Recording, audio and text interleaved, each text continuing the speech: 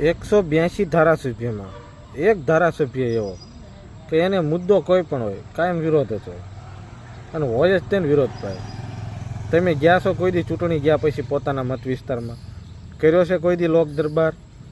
જોયા છે જનતાના મોઢા કે તમે આવો ત્યારે એ મોઢા કેવા હરખાયેલા હોય છે?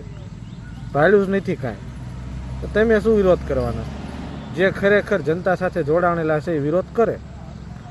કારખાના ધારા વિધેયકનો જિગ્નેશ મેવાણીએ ખૂબ વિરોધ કર્યો અને ચોખ્ખે ચોખ્ખું કીધું કે આ વિધેયક લાગુ કરવું હોય તો 182 ધારાસભ્યોને કારખાનામાં મોકલો, ભઠ્ઠામાં મોકલો અને 12 કલાક કામ કરાવો.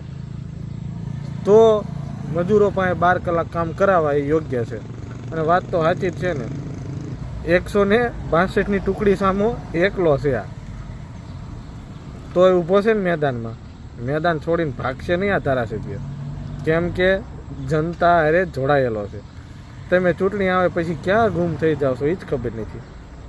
ચૂંટણી જીતી ધારાસભ્ય બની જવું ને એ મહત્ત્વનું નથી, પરંતુ ધારાસભ્ય બન્યા પછી જનતા સાથે જોડાયેલા રહેવું ને એ મહત્ત્વનું છે.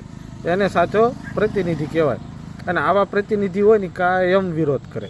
રોડ રસ્તા જુઓ તમે, શું હાલત છે. ગુંડાગર્દી વધી રહી છે. ગુજરાતની અંદર દારૂબંધી હોવા છતાંય દારૂ આવે છે ક્યાંથી? કોકની તો આંખ આડા કાન હશે જ ને, ત્યારે જ આ બધું થતું છે.